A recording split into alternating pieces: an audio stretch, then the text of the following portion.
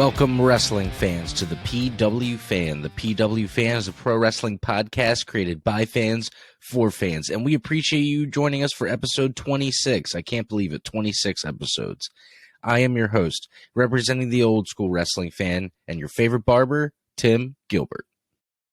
And I'm your host, the architect of pro wrestling podcast, Andy. I'm also your host, the No Selling Wrestling Indie fan, Jeremy. Okay, guys. Well, today we are going to be talking about there being a new United States and Intercontinental Champion. Edge versus AJ Styles is set for WrestleMania, something that we've been hoping for a long time. And we're going to do a AEW Revolution review. But first, please go on over to YouTube. Like and subscribe to the channel. We got old episodes on there. We got shirts on ProWrestlingTees.com/the PW Fan. Instagram and Twitter is at the PW Fan. We got all that stuff out of the way. So let's jump right into the show and have a good show today. Andy, why don't you bring us in, man? Alrighty, a couple things I want to talk about before we get into the actual shows this week. I don't know. I know Jeremy did. I'm not sure about you, Tim, or maybe you saw clips. But Vince McMahon was on Pat McAfee's show, and I thought it was a really good interview. It's rare. Awesome interview. So I thought it was pretty cool. Yeah, on it, the rumor was that Pat McAfee was going to have a match at Mania, so Vince did offer him a match, which we would find out on Smackdown this week who he was going to face. But yeah, I enjoyed the interview. It's one of those rare things that he's done a live interview before. Yeah. Thought that was really cool. Yeah, that's really cool. I thought it was awesome. And if anyone hears any storms or anything, if there's like a hurricane that's happening outside right now while we're recording, so hopefully you don't hear any of that. Yeah, it's coming my way at some point. Yes. So I've been told. It sounds like it's knocking over everything right now. But yeah, I thought that was really cool to see that side of Vince on the Pat McAfee show. And it kind of showed like more a human side of him. And also, I mean, they are kind of like friends, I guess, Pat McAfee and Vince. So it was kind of like that like buddy interview. But like there's only a few questions I was like, okay, that's a bit much. Where he was like, how does it feel to be so creative and all this all the time? I'm like, all right.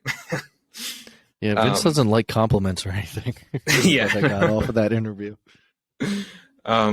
But it was just interesting to see like what he said about the releases and like some of those things where like I think he said like cutting dead weight, which I was really surprised that he said because I'm like, what, Malachi Black and Keith Lee, like that's not dead weight really, but I don't know. Yeah, I really thought the interview was interesting. It's very weird to see Vince getting interviewed outside of a WWE setting. Over the years, he's done interviews with Bob Costas, and he's done some other interviews where he did one with, I think, 60 Minutes Sports or something like that about like the death of wrestlers. I remember Roddy Piper was on it. It was a big deal. But yeah, anytime you see him out of his setting, it always seems interesting. But Pat McAfee made him feel comfortable. It was a good interview. I recommend anybody go watch it. And yeah, like it was kind of cool to see him act just like a normal person and not like I've watched some of his interviews where he's like in the WWE setting and it's much more of almost like a performance. This seemed like he was actually just hanging out with the guys kind of thing. So also this week, guys, I read that negotiations with Cody Rhodes have fizzled out. I'm not sure how accurate that is, but it's interesting because if they have, what does Cody go to next? It's because he's going to go back and run ROH for Tony Khan. Oh, God. Make that be his dream. Yeah, I have no idea what he's going to do if he doesn't sign with WWE because he's going to go back to AEW and then back in basically the spot that he could have been the whole time. Well, I read that also, like, Cody was somehow fit into, like, the WrestleMania card, like, plans in some way. Yeah, like, it's written down backstage that he's in it.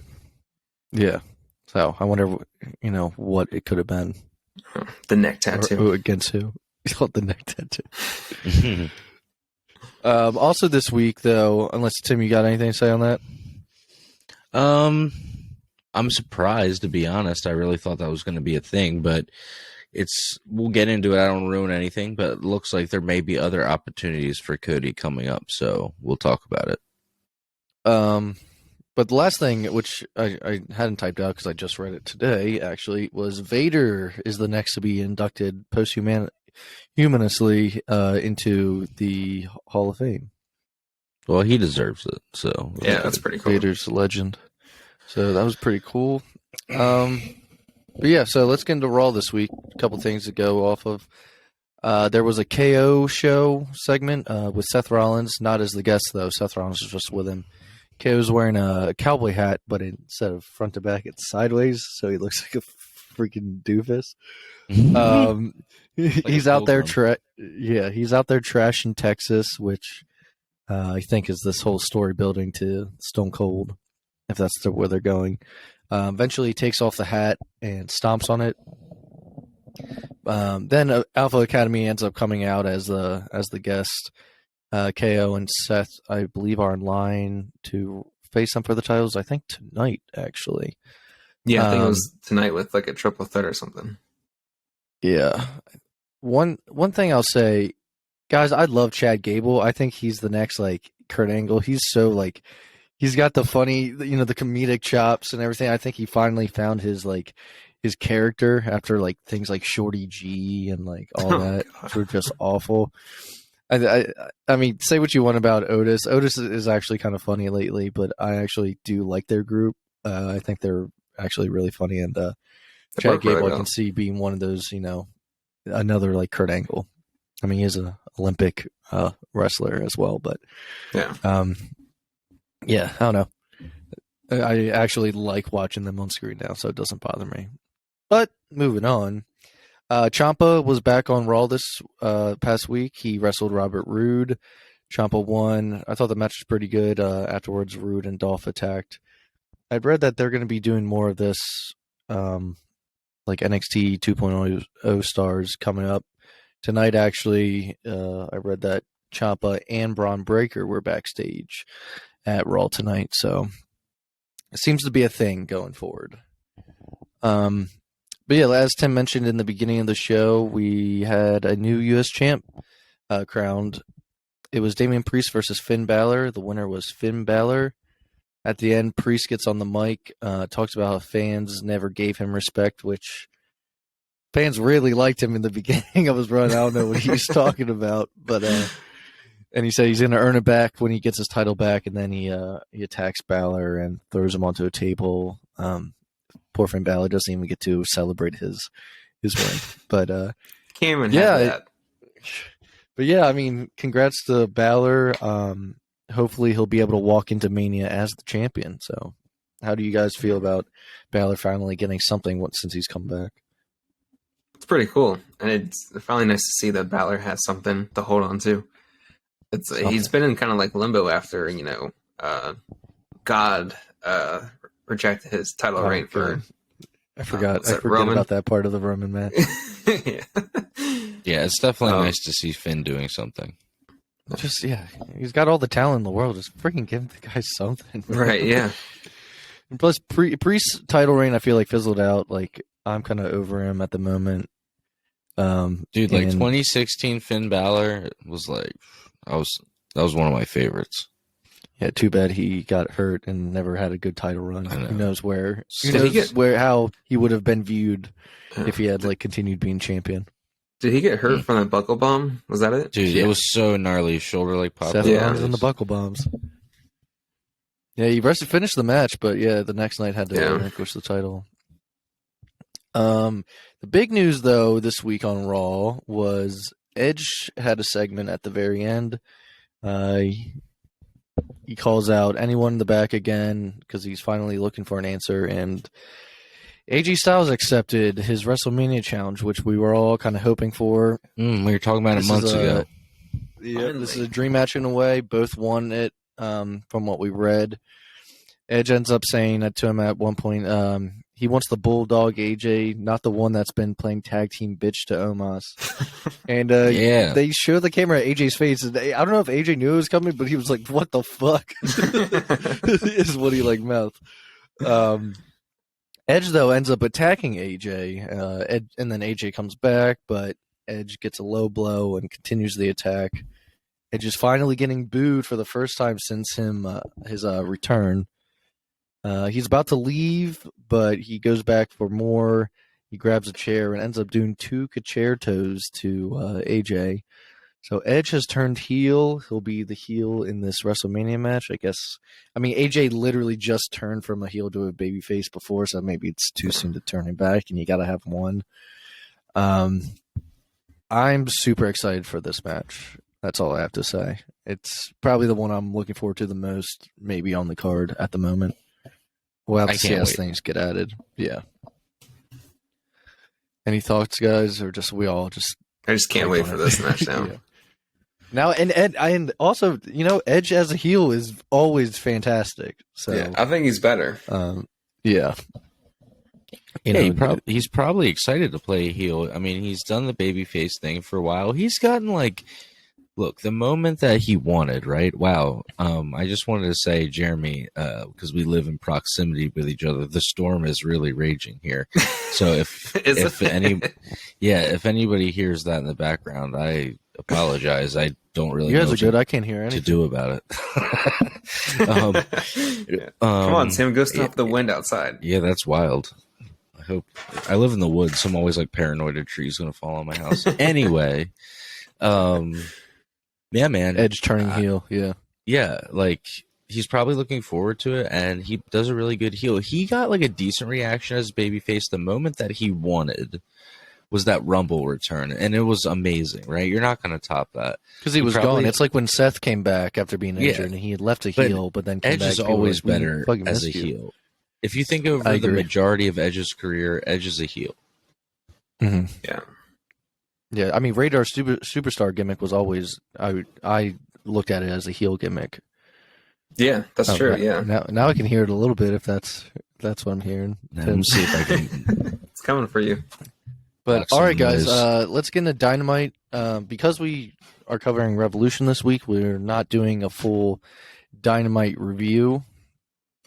But yeah, Dynamite kicked off with Tony Khan's big announcement, and for once, it was not a superstar that he was signing. It was, he was in the ring doing it. Yes. Yeah. For once, Tony actually came out, and his announcement was that he has bought ROH. ROH. Fans seem to be really excited about it. He had a funny line saying he's like, no, and Shane's not in the ring. Shane's not here this time. Shane's not here. This is me. So yeah, first let's get into that, because that's one of the biggest news of earlier this week was, yeah, Tony Khan has bought ROH. I'm curious to see if they just keep it kind of how it is, and he works with the owners there, or if he kind of merges it with his own company. I don't know. I don't know what's smarter. I don't know if you taint it, and make it don't do like what you did to NXT and turn it into like ROH 2.0, Yeah. From what he said so far, it sounded like it was more of he's going to keep ROH as how it is. He's not going to change the look or any of that stuff. Just get a crowd back. That's all that it was missing. This past year plus, more than 20 people. Yeah, but he did say he was going to be the booker too. So I'm like, that's a lot, because he does AEW as well. If you cross over the names though between the two brands, I mean, you can really bring in a bigger audience if they know, say the AEW champion's going to pop up, and along with the ROH champion or something like that. Yeah, that'd be cool. But apparently the contracts, because obviously ROH released everyone, so the contracts he has to redo basically everyone who's going to be under there. Oh yeah, okay. How about you, Tim? How do you think? I mean, I'm so glad they bought it, just like CM Punk said, or they bought it over WWE. Yeah, I mean, it's incredible that Tony bought it. I think that now, I hope he gets to, I'm assuming that means he gets to buy the video library. which if there's ever a chance of AEW winding up on a streaming service or starting their own streaming service, that there'll be a bunch of content that we could watch, which is awesome. Considering at this point, if you think about it, a lot of their roster has come from there. Whether they went through WWE and now they're back in AEW or what, a lot of them still started in ROH, CM Punk, Bryan Danielson, and then it goes on from there. I think it's a great thing, and I'm hoping that they do something to keep the brand alive. Tony definitely seemed excited to buy it. He had a certain tone in his voice that he seemed very excited. Well, speaking of Danielson, the first match of the night was Christopher Daniels versus Bryan Danielson, and the reason why they did this was because that, I believe, was the first ROH main event. If I'm not mistaken. Yeah. So winner was Bryan Danielson. Bryan gets on the mic, and he says, "Well, we're not in Ring of Honor," and so he doesn't have that, the honor. Doesn't hold the honor anymore. So he stomps Daniels' head in, and then Moxley comes out, and Moxley gets on the mic, which is all just set up for their match at Revolution this week. But yeah, I thought that was a cool opener. I mean, match was good. It was just a cool opener, the way they segued into buying ROH into that match. Yeah. But one of the big matches for the night was the Casino Tag Team Royale, to find out the last team to join the triple threat tag team match at Revolution. There were a lot of teams in this freaking match. A lot. So, starters, Darius Martin, Dante's brother, is back. So Top Flight is back, and man, this guy was awesome during this match. He got a good pop too. They let him shine. So let's run down the list of tag teams. You had FTR, Top Flight, The Acclaimed, Angel 5 and 10, Butcher and Blade, Bear Country, Varsity Blonde, Santana Ortiz, The Wingmen, Evil Uno and Stu Grayson, Young Bucks. I wrote the Ass Boys, but yeah, Gun Club. Ass Boys, because of Danhausen. Hashtag ass. Hashtag ass. Brock Anderson and Lee Johnson 2.0, Red Dragon. They come out to help the Bucks because Red Dragon had already earned their spot last week. So 2.0 was the end of the list. Red Dragon comes out to help the Bucks. It comes down to Darius Martin and the Young Bucks. Nick Jackson gets eliminated, and then Matt does a low blow to Darius. The winner was the Young Bucks. So the truest match at Revolution is the Bucks, Red Dragon, and Jurassic Express. Which, as we all know, probably going to be some tension between two of those teams at least. But what I really want to get to is the CM Punk segment. So the week before, MJF had done a very sad story about his life, and it was a very good promo. So CM Punk comes out to the ring, and he's talking about, am I the bad guy? He talks about the thing he's done. Pretty sure he vaguely mentioned, unless it's to something else, he said, I once bullied a guy about his addiction to where he got fired from the company or something like that. So I was like, is that basically him talking about the Jeff Hardy feud? Because I was right at the end of the Jeff Hardy run when he was with CM that's CM what I Punk thought he was all the talking time. about. Okay, so MJF ends up comes out, and they end up hugging each other, and then MJF blows him. It's fantastic. So good. There was a Wardlow split second where I was like, maybe he's not going to do anything. It was a long hug, so I was like, MJF being MJF. Wardlow, FTR, and Spears come out. MJF hits Punk with his dynamite ring. He keeps attacking Punk. Punk's busted open, bleeding everywhere. Ties a dog collar around him, calls him a stupid old man, and that he's a snake. He says, I'm the devil himself, which I think you said was a promo, throwback to the promo. Or he said the greatest lie they ever told is that the devil never existed or something. Yeah, this is the said some old CM Punk. Yeah, Punk did it in Ring of Honor. Okay. So Punk is hanging there, and then Darby, Sammy, and Sting come out to help.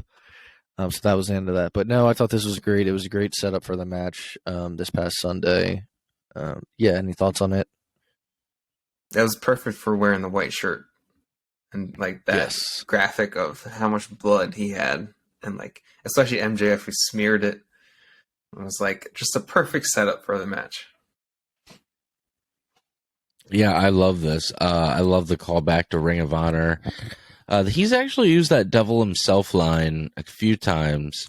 There was another time he was cutting a promo with the Straight Edge Society, and he used that. So that's kind of like a callback to him in general. So I think that's cool. And then the other thing with that is, what you guys were saying about him wearing the white is, and again, I feel like every time I want to bring something up, it's going to spoil something for later in the show. But yeah, I feel like he's definitely a master of wearing the white, and the white really does show effect. Yeah, so we'll get into callbacks later on once we go into Revolution. But hint, hint. Another thing with MJF actually that happened later in the show. So there's Wardlow and Sean Spears backstage, Tim's favorite. And MJF walks up, and MJF says that he'll allow Wardlow to keep the TNT title if he wins the Face of the Revolution ladder match and then wins the TNT title. And then MJF says, not that you'll win it anyway. And Wardlow says something on the lines of, because I'm always helping you win. MJF slaps Wardlow. So again, dude, the tension is at its all-time high. Just do it already. Just pull the trigger. It made that moment coming up so much better. Yep. But last thing I want to talk about with Dynamite was Adam Cole and Red Dragon versus Hangman Adam Page, Alex Reynolds, and John Silver, a.k.a. Johnny Hungy. Winners were Adam Cole and Red Dragon. They attack afterwards, and they duct tape Adam Page to the ropes. They take out his teammates, and then they take out Adam Page.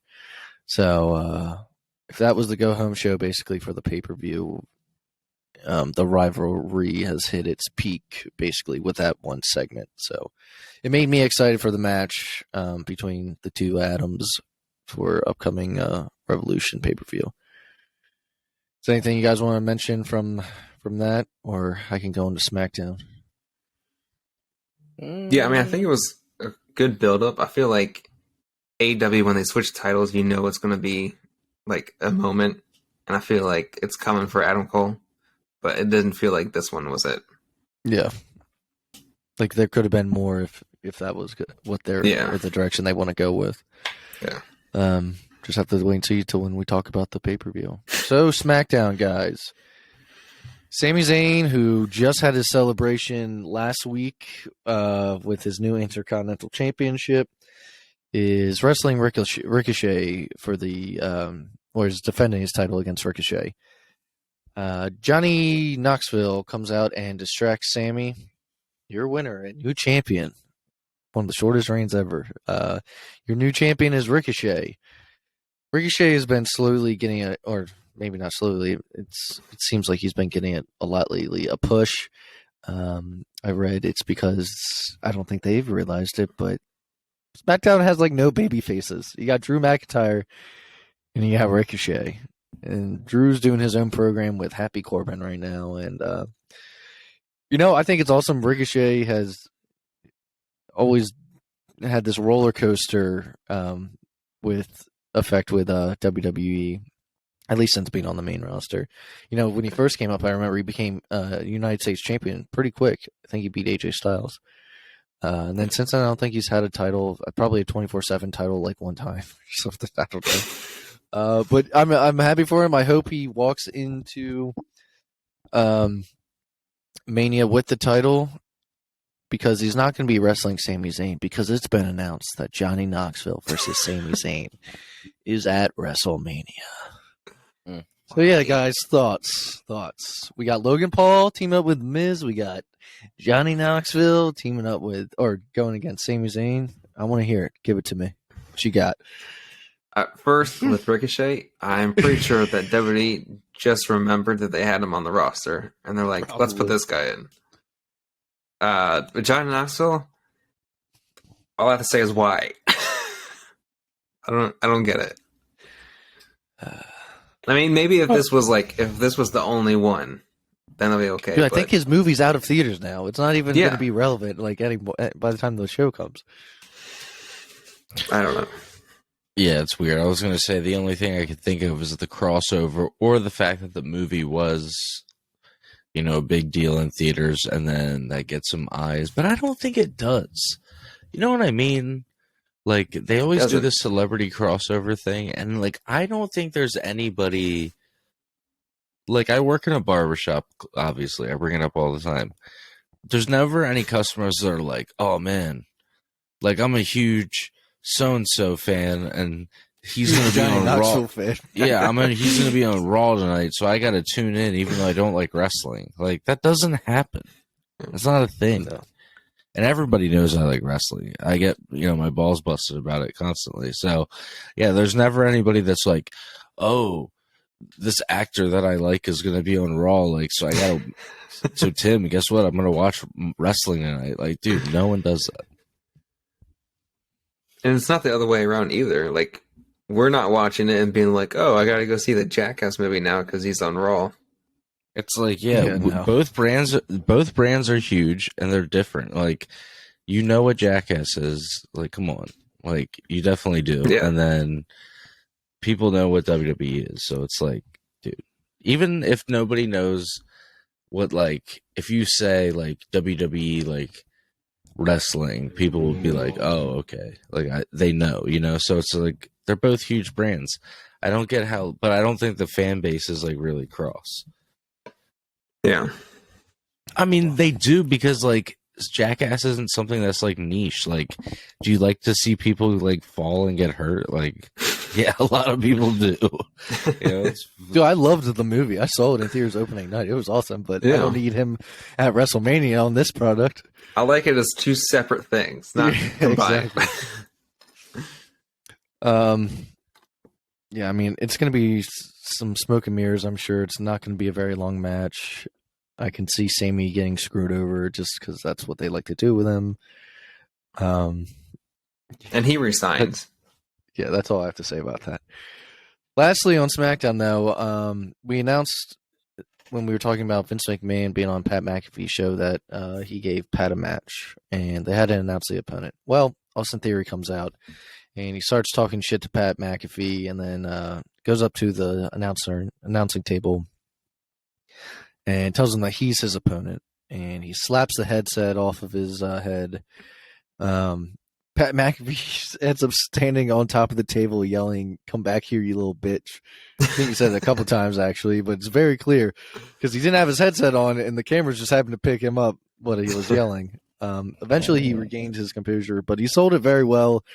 Like he didn't know that it was going to happen. He kept, damn, Andy, you just had that thick with 2 C's Baltimore accent. You were like, he regained his composure. All right, guys.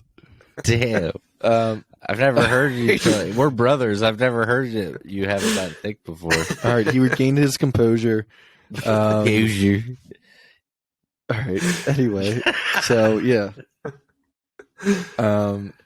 Originally, this was supposed. The rumor was it was going to be Vince, and like that would attract people to a 76-year-old wrestling at WrestleMania. I mean, this isn't that cool of a match either, but Pat McAfee can at least go better than people like Johnny Knoxville or Bad Bunny. I mean, he had a good match with Adam Cole. He was in War Games. Like, you can make him look good.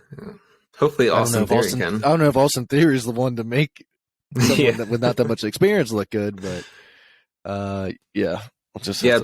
Apparently Vince is still going to be involved in this angle, but like Austin Theory is going to be the one taking the bumps. Okay. So like, I don't know if it's like Vince still have a month? Yeah. A month or so for everything to finally play out. But that wrapped up SmackDown. A couple things I want to talk about from Rampage this week. The opening match was really good. It was Darby Allin versus Andrade versus Sammy Guevara. Sammy Guevara. For the TNT. God, that sounded gross. Sammy Guevara was the winner. It was for the TNT Championship. But yeah, I thought it was a good match. It was the opening match. Rampage. Did you say it sounded gross? Yeah, it sounded like gurgly. That was like 5 minutes later after saying Anyway, yeah, I thought this opening match was good, guys. All right, that's all I want to say about that. Did you guys watch it? that. This was a very good match. Yeah. Like, I was surprised it wasn't on the pay-per-view, but I guess Andrade only wrestles on Rampage, apparently. I swear. I swear that's all he does. Wrestles. Yeah, it's just, I don't know. Tim, did you get a chance to see it? Yeah, and I thought it was a really good match, but the one thing, I guess it's because it's against Sammy, like the one thing that was very noticeable to me was, do you guys think that like Andrade's like getting like jacked? I feel like he's getting like, you know what I mean? Like, or is he just very much Charlotte? like, if you follow him or Charlotte, all he does is fucking work out. Yeah, but his like, torso is like double the size. Yeah, like it's like he's skipping leg days. He's just yeah, he's a big dude. A lot bigger than he was in WWE, that's for sure. Yeah, but he's still agile and stuff, but he's just like jacked to the gills. Yeah. But yeah, that was all just basically, that match was, I mean, all of those guys are in a match together in some way, shape, or form at the Revolution pay-per-view, so it was just a way to, Yeah. I mean, I didn't see a belt getting taken off of Sammy during that match. I just, it was good though. It was enjoyable. But also throughout the show, Pac and Penta are in the ring talking to House of Black, and they're saying there's 3 members, but I forget the guy that translates for Penta, but it makes it seem like that he's the 3rd member, and it's like, no, he's not. And then out comes Eric Redbeard, formerly known as Eric Rowan. So it's going to be Pac and Penta and Eric Redbeard versus the House of Black on the buy-in show at Revolution. All I remember from this is you guys texting being like, how does this make any sense with Death Triangle? Death Triangle in general doesn't make any sense. Pac with Penta and Ray Phoenix never has made any sense to me. I was watching their entrance and I was like, this just doesn't make any sense. I don't know. Ray Phoenix is always getting hurt. Yeah. Oh, he's always out. Well, dude, he does some crazy shit, though. Yeah. But yes, no, Pac has never made sense with me with Death Triangle. It's also worse when you see the House of Black and they're like all coordinated with their black and everything. And then there's like the other team, I'm like 3 random guys. Yeah. Pretty much. One's Darth Maul. Oh my God. So later on the show, we had a backstage promo that Punk had recorded after his attack from MJF. But I thought it was really good. He seemed to, like, he was going into like a dark place or something kind of thing. He started like hitting himself at the end. Yeah, like it was, his face was covered in blood. I don't know. I just thought it was really cool, and it hyped me up for his match at Revolution right beforehand. Yeah, it was a perfect lead up for it. Yeah. The main event of the show, though, was Christian Cage versus Ethan Page. The match itself was fine. It was Christian Page on Rampage. I've said before, I'm not a fan of Ethan. I'm not a fan. Rampage. I'm not a fan of Ethan Page. Never really have been. That's like my Sean Spears, how Tim feels about Sean. So, but the reason why I bring it up is because Christian Cage won, which makes him the final member of the Face of the Revolution Face of the Revolution match. He's the final qualifier. And that leads us though into Revolution, guys, to wrap up the show. So you want to just get into it? Yeah, let's just get right into Great it. show. All right. Well, I'll run through the buy-in really quick. We had Layla Hirsch versus Chris Statlander. Didn't get a chance to see it. Jeremy did. Who was the winner? Layla Hirsch. Yeah. Okay. I think after that, Don Callis came out to Tony Khan's music and trolled everyone. But Kenny Omega's music. Kenny Tony Omega. Khan's music. Not Tony Khan's music. Sorry. Don Callis came out to Kenny Omega's music. And What is kinda Tony trolled Khan's music? Does he walk out to like Creed or him. something? No, dude, he just appears in the ring, Yeah, he just bug-eyed and everything. all of a sudden the camera cuts over. He's there. Yeah. What if he just came out and was like, "Can you take me higher?"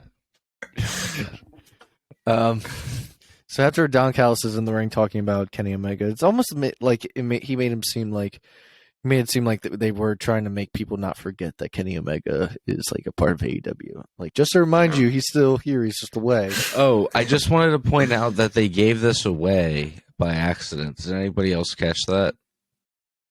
What?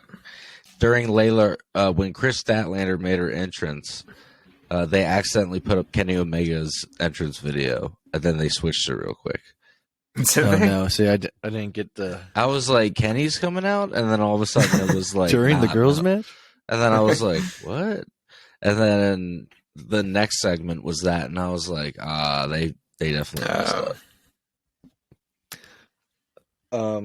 There was 3 matches on this buy-in, though, right, guys? Yeah. What was the second one? Oh, okay. So Hook versus QT Marshall. Dude, my man QT... My man QT's hair is looking great. Hook, love Hook. I mean, he has like 3 main moves, but he likes to like judo toss people over him all the time. But this is the first time he's been on any sort of pay-per-view. If you like Hook, you'll probably like the match. I mean, it's just typical Hook dominating whoever he's wrestling. I'm just waiting to see if he's ever going to wrestle like a bigger star on the show instead of all these goons. But, I mean, he's so over for just having those 4 moves. Yeah, I know, right? But the final match of the buy-in I thought was really good, and that's what we were just talking about with Rampage. It was House of Black versus Penta, Pac, and Eric Redbeard. I'm not even going to call them Death Triangle. Red Triangle. But I don't know. It was really good. I believe Black got the mist on Redbeard.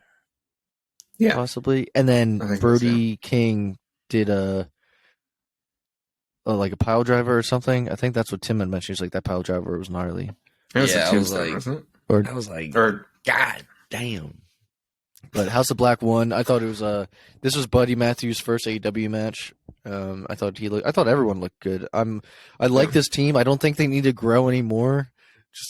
Just keep it like this. Introduce like a trios tag belts, and maybe they can add a woman, but maybe that's it. Like Julia Hart or someone. Yeah. I think that the Lucha Bros should join the House of Black. Oh my god. Yeah. Penta can. And then I was going to say Neville, and then Pac, and then Orange Cassidy should join. He should join it just because. No, I'm just kidding. Danhausen. Danhausen did the fan fest like the night before, and or the day of, or whatever it is. And the House of Black were actually in the ring, and Danhausen's interviewing them. And he's like, "Here's my application to join the House of Black." Oh, really? That's awesome. And then Malachi Black just ripped it up. And he's like, "No, that's an official document." I hope he cursed him. Yeah. All right, guys, let's get into the actual show Revolution. Now, the opening match was a strong one. It was Eddie Kingston versus Chris Jericho. Winner in the end was Eddie Kingston, which is about freaking time. He loses every big match at every pay-per-view against every big opponent. I feel like he had to win this.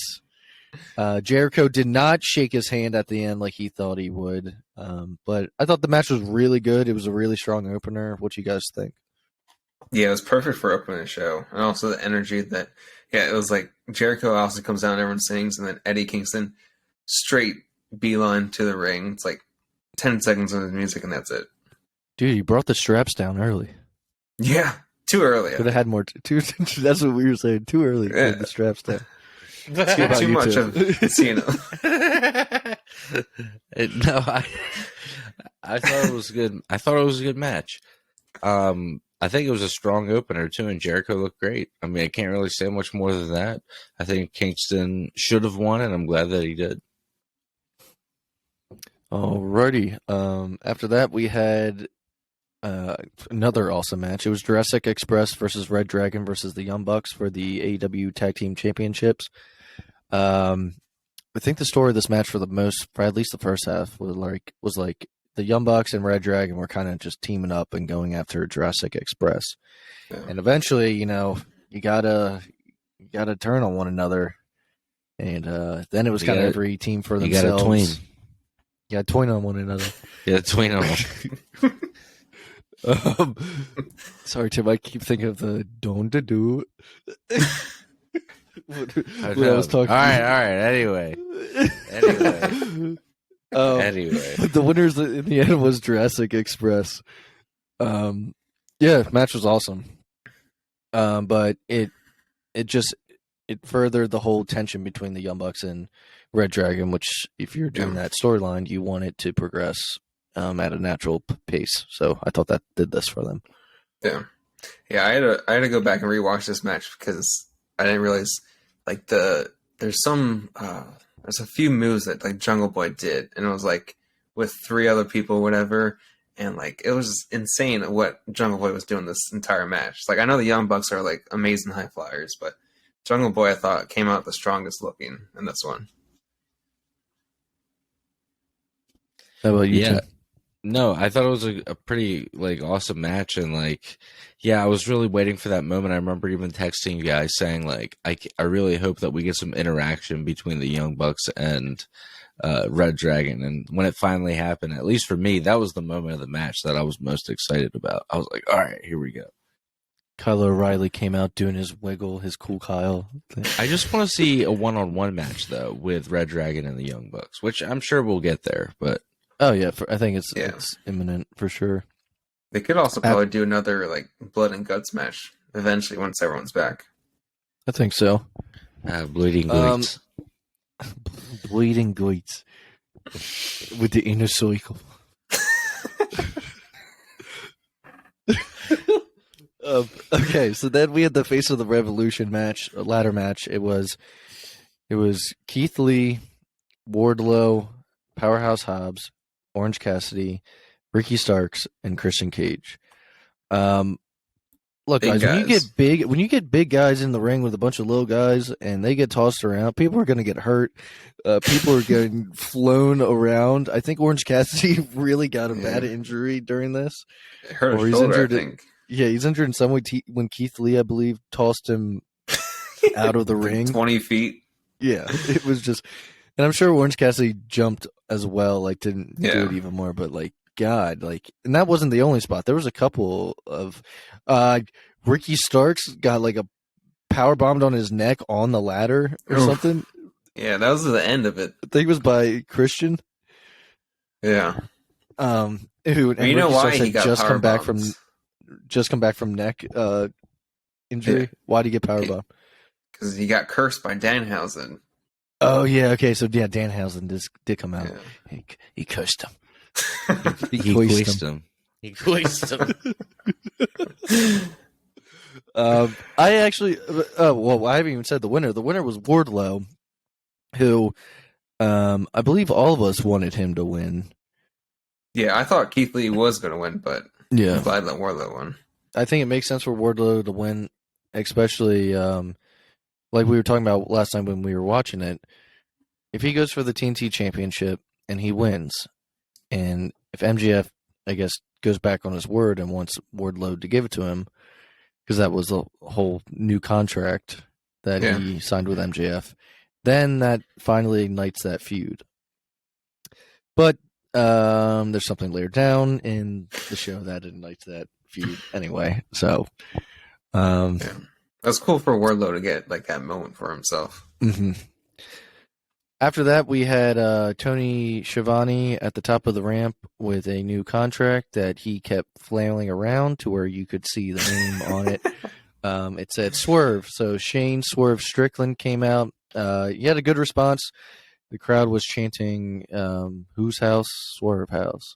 Tim, whose house is it? They were chanting, "Whose house? Who is this guy?" So Shane Swerve Strickland signs with AEW. As Tim would say, "Who is this guy?" No idea. If you all did. And then next 10 minutes later, He was Andy really and I good. explaining who He was in NXT. Shane He was in Strickland, NXT. never heard of her. His name was Isaiah Swerve Scott in NXT. He was not Shane Strickland. He was Isaiah Swerve Scott. He was on NXT. Then he came up to the main roster, but his entire rap group that they had down at NXT was released all at once. First it was BFAB, then it was the rest of them. That was like a week. That whole run. That was like 3 That weeks. was on SmackDown, yeah, but he was on NXT for a very long time. That's what I'm trying to say. He before he came up, he was the North American champion. That's who Cameron Haynes, the champion Hayes of the North. beat. But The champion of the North. So yeah, new signee. I think we are going to have another. all right, new we're not signee doing this that Wednesday. anymore this episode. I think we're going to have another new signee this Wednesday. We shall see. So up next, we had Ty Conti versus Jade Cargill for the TBS Championship. It started off right away. Jade Cargill grabbed Ty Conti and kissed her on the lips. I wasn't sure why that happened. It also happened later on the match. Ty grabbed Jade Cargill and kissed her on the lips. Okay. Probably because she's that bitch. But match was all right. Match was fine. Jade Cargill was the winner. It was just a cool down match for. I mean, it was still a scheduled match, but it was definitely placed as a cool down match for after the face of the Revolution match, and then before this next one. Yeah. It's kind of tough because I actually think this was a better women's match than the other one on with Bird Pictures. I agree too. I thought this was the better of the. I mean, like I said, I didn't see the Layla Hirsch one, but also the one 2 matches from now. Yeah, I enjoyed this one better. And this brings us to CM Punk versus MJF dog collar match. Let's go. MJF comes out to CM Punk's music. And then there's an entrance and there's smoke and strobe lights and you're kind of like, what's going on? And then all of a sudden you hear AFI's Monsieur Canter and it's CM Punk's ROH theme song. And Punk comes out and he's dressed just like how he was in ROH, minus the long blonde hair, pretty much.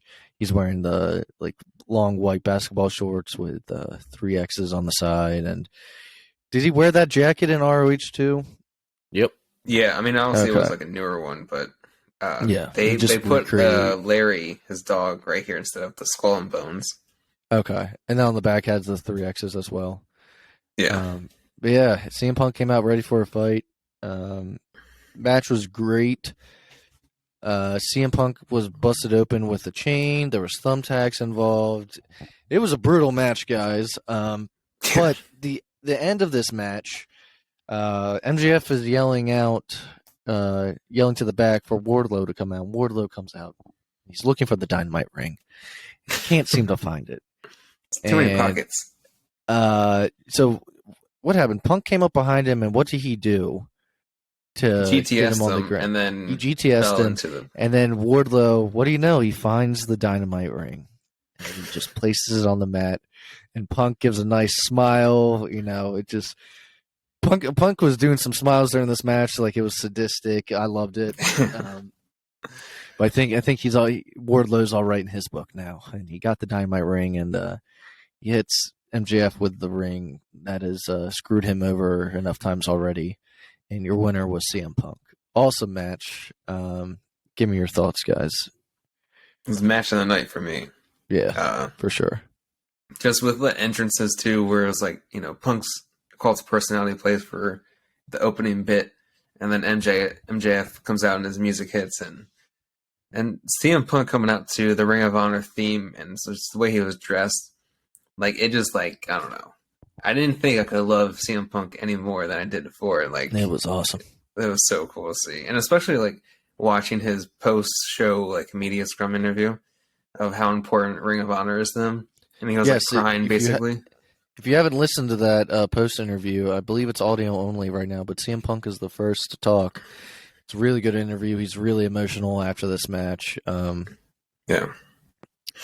And so he talks about a lot of things that mean a lot to him, especially, obviously when it comes to wrestling, but this match in general was very good. Yeah, he basically said like he's glad that Tony has it instead of Vince for ROH. Yeah. But yeah, and also he was like this was a love letter. Takes to a lot Roddy out Piper. of him. Well, also that this match takes a lot out. He's like, this match is brutal. Yeah. He's like, it might not seem like it, but he's like, it takes a lot out of you. Yeah. He's like, you got a logging chain like attached to you the whole time that you have to like pick up and like do all this stuff with. The one spot I thought was kind of funny towards the end, the chain came off of MJF's collar, and like the ref had to go reattach it because then the next sequence was Punk pulling him with the chain. So like if the chain wasn't on, The chain broke at one point, if you guys remember. How about you, Tim? Oh, I love the match. It was brutal. I've actually watched the pay-per-view twice already. Once last night, accompanied by some drinks, and then once today without drinks. And then I'm actually thinking that I just, for fun, like while I'm falling asleep tonight before my Bleacher Report version runs out, I might just throw it on one more time in the background. But I love the match. Dude, the thumbtack stuff is just brutal. MJF taking that straight back bump on there made me like really wince. After the GTS, that's what he did to get to the GTS, and then he fell onto that. Yeah.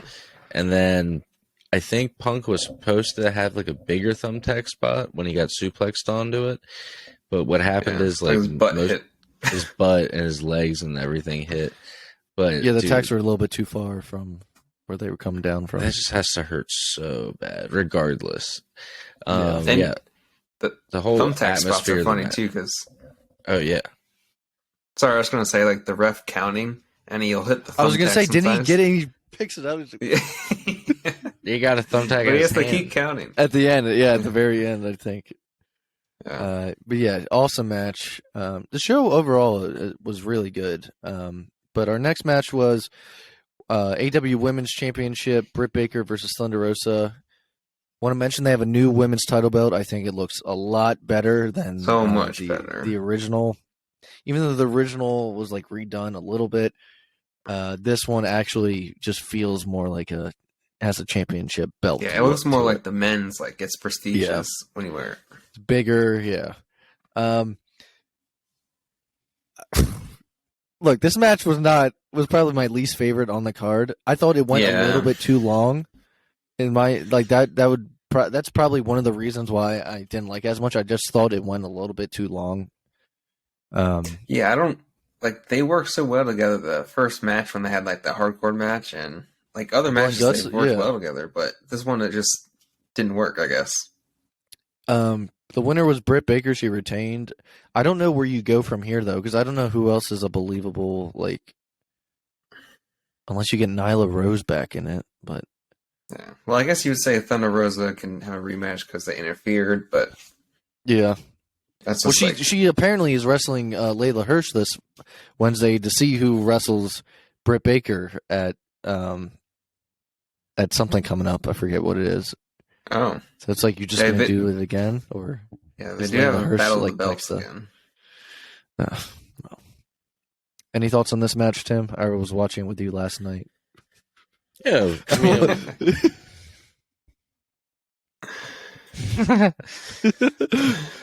what was I pretty gone at this point last night? I don't remember.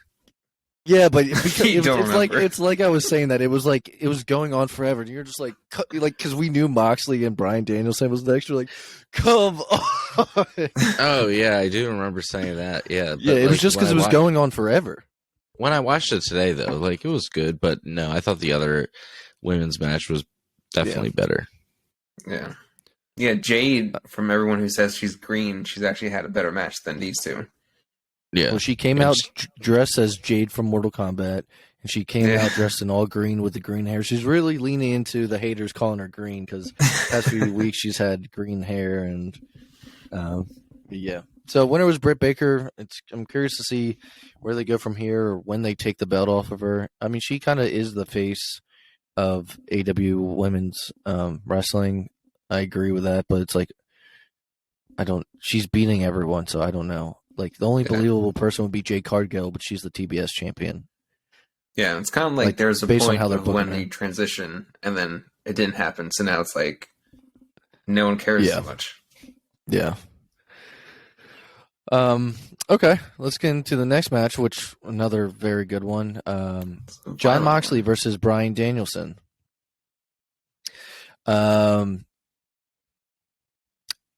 Moxley was busted open a lot more in this match than Danielson was, I believe. I think Danielson's mouth and maybe a cut on his forehead was about it. Moxley was pretty bloody, though, by the end of it. I thought it was awesome. In the end, though, the winner was John Moxley, which I was curious of how they were going to go about the winner because you want both guys to look strong, you know? Yeah. But, yeah, winner was Moxley. At the end, they start fighting against each other, and then out comes William Regal. That was so cool. It was awesome. He's not even walking down the ramp. He's like walking next to the ramp from the back. He like walked from like backstage. Yeah, and he tries to calm them down, and he smacks Mox in the face, and then he smacks Danielson in the face, and he makes them shake hands. He didn't just smack them. He like that was like the hardest slaps I've ever seen. It was stiff as shit. Yeah. Yeah, it was. But, you know, and then they ended up shaking hands, and maybe they finally do become a tag team because they said they have to bleed together, or Mox did, for teaming with them. So if they're about to be a force to be reckoned with, especially if William Regal is going to be like with them, kind of like a Tully role. Yeah. If that's what they're going to do, but they're about to dominate. But yeah, I like the match a lot. It was one of the ones I was really looking forward to. How about you guys? Yeah, the match stuff was awesome. The people were saying like the crowd was kind of quiet for this one. Like it might have been, but also like they were doing the thing of like taking turns of beating each other up with like chops or other things. So it's kind of like waiting for that sound. But yeah, those like it's what I expected from these two. And then to see William Regal come out, and he did say like you could hear him like the audio from the cameras. He'd said like shake hands so we can sort this place out or something like that. So it did sound like they're all going to be a team, which is really cool. So I can't wait to see what they do. Yeah, it was an awesome match. A lot of blood on the show in general. But yeah, this was a good match. There was some brawling. There was some like classic wrestling. There was blood, and then at the end you have William Regal come out. And I heard what they were saying about them sorting the place out. Yeah, so if this becomes like a faction of sorts or like a group, this will be super cool. Also, if you guys are watching on video and you see me get up, I heard a loud noise. I don't know if it's the wind or what, so I just wanted to go inspect what's going on. But Andy, continue on. I'm just going to make sure that nothing hit anything. It's just windy out there. That's fine. All right, so next match was our trios tag match. I believe this was a tornado tag. Yeah. It was Matt Hardy, Isaiah Cassidy, and Andrade, all from the AHFO, versus Sting, Darby Allin, and Sammy Guevara. This match was a lot better than I thought it was going to be. This match had a lot of crazy fucking spots, dude. I think there was like 3 table spots. Sting did like some crazy ass spot. He jumped off of like, the upper deck and onto like 2 sets of tables with the Butcher, I think it was, or Andrade. Yeah, it was. I don't know. My expectations were just kind of normal at this point for this match. Yeah. I was like, it's. I honestly thought this was going to be like a Rampage match, like a normal like just tag team or whatever. But they went like it was immediately. And I thought it was supposed to be like a cool down match. It was not a cool down match at all. Like for the main event to come up, no way. The winners were Sting, Darby, and Sammy Guevara. But yeah, no, this match was awesome. And then Sammy did that. Was it the Spanish Fly off of the entrance, like the side entrance? Yeah. What the hell, dude? And he jumped off of that onto the table, and I was like, oh my god. Yeah. I mean, so. Well, speaking of this, Matt Hardy is the one that was pinned, I believe. Yeah. And afterwards, at some point, he tweeted out saying that he's sorry that he lost and that he'll make it up for it this Wednesday. So rumor is Jeff Hardy is coming this Wednesday because his 90 days is up this Wednesday, but we'll have to wait and see. Tim, what did you think of this match? It was crazy, this tag team match.